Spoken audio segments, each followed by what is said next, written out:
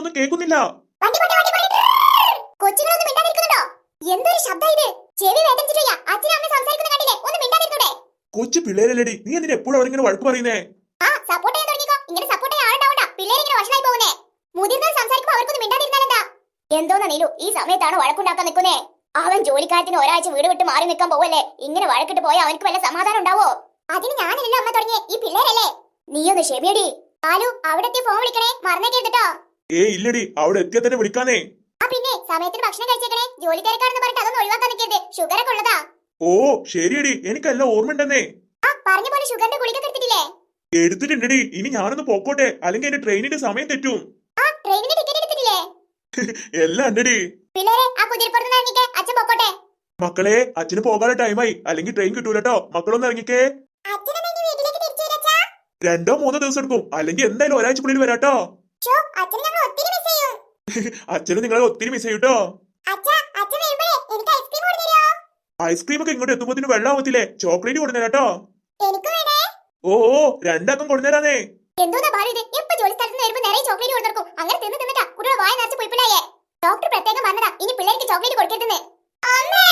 എന്തിനാടി നീ പിള്ളേരോട് എപ്പോഴും വഴക്കാക്കുന്നേ?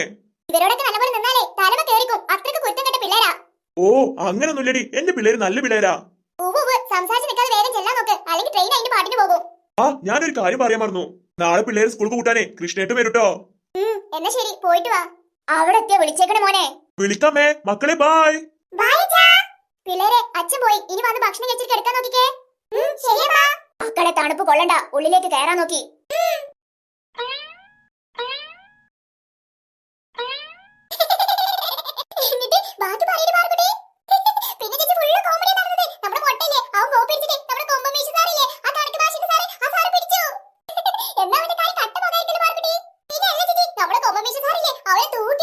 എന്താടോ നീ ചെയ്യുന്നേ ചോദിച്ചു. എന്നിട്ടോ?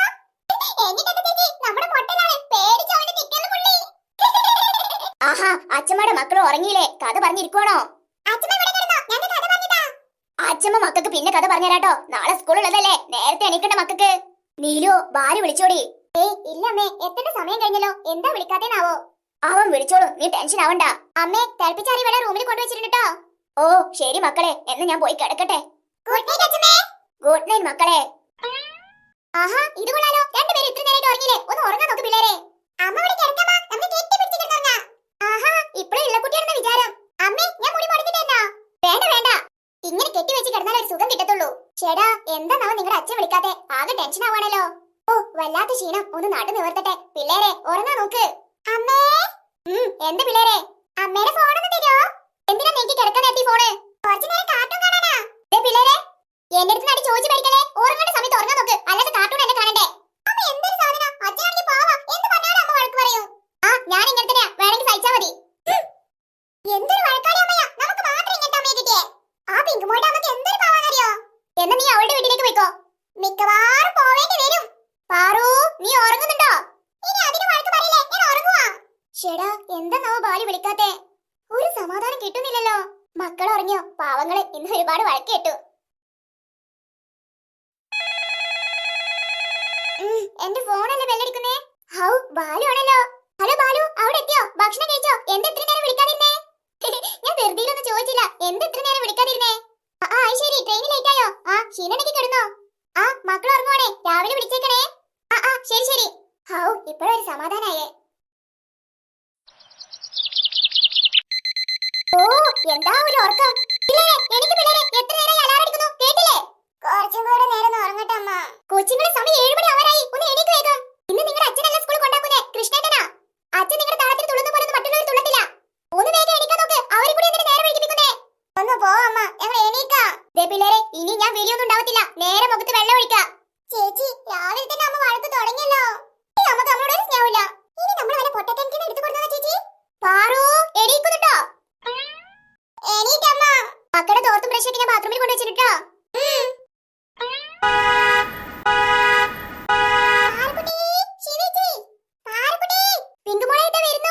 ചേടാ, എത്ര നേരമായി പിങ്കുമോളും കൃഷ്ണേട്ടനും വന്നിട്ട്? ഈ പിള്ളേരെ എവിടെ പോയി കിടക്കുവാ?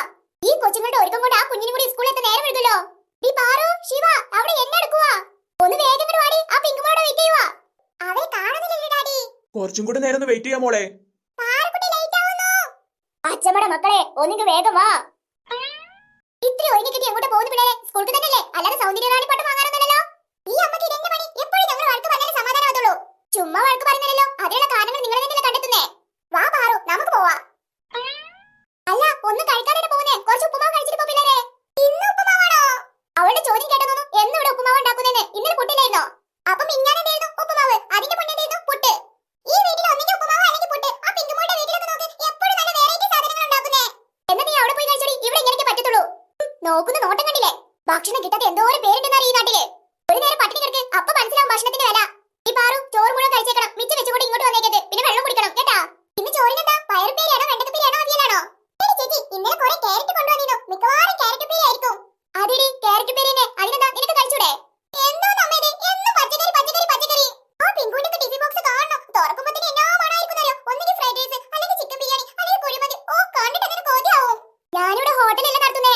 എപ്പോഴും കുഴിമന്തി ചിക്കൻ ബിരിയാണി കഴിച്ചാലേ കുറെ കാലം കഴിക്കാനുണ്ടാവത്തില്ല. ഇങ്ങനെ പച്ചക്കറി ഒക്കെ കഴിച്ചാലേ നല്ലതുപോലെ വളരത്തുള്ളൂ.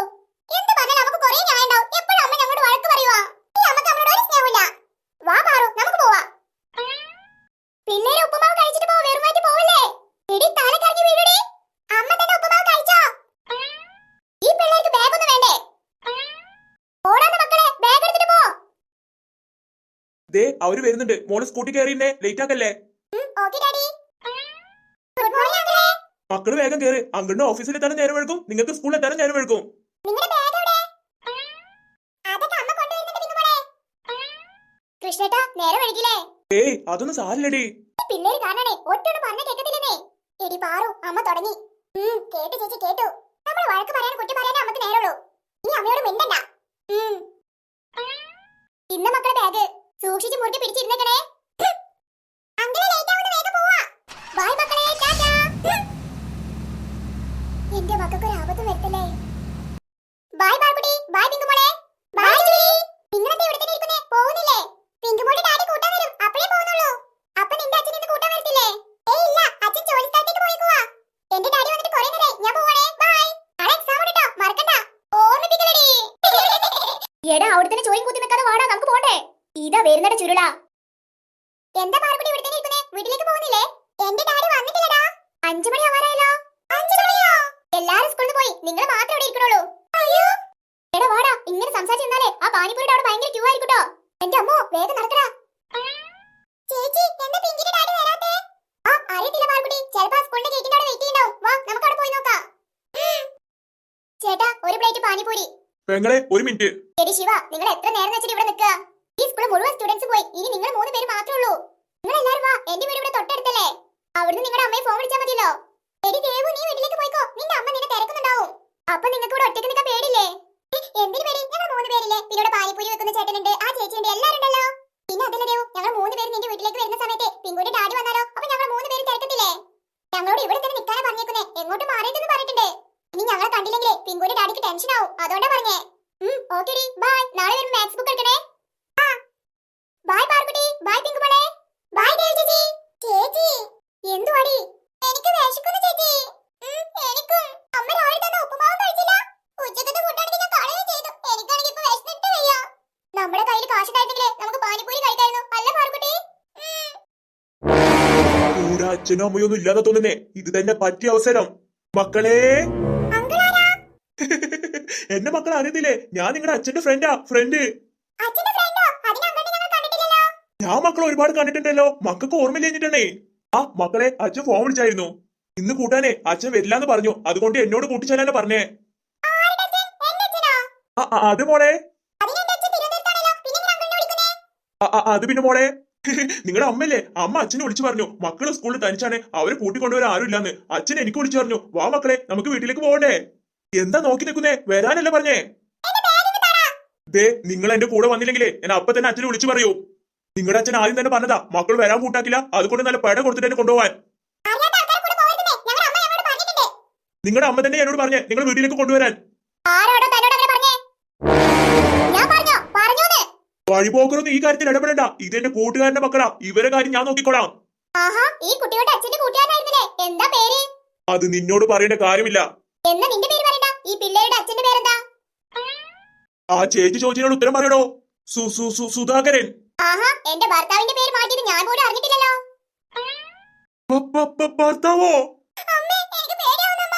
പേടിക്കണ്ട മോളെ, അമ്മയില്ല കൂടെ. ഇയാളൊക്കെ പിടിച്ച് പോലീസിൽ ഏൽപ്പിക്കാൻ വേണ്ടേ? അയ്യോ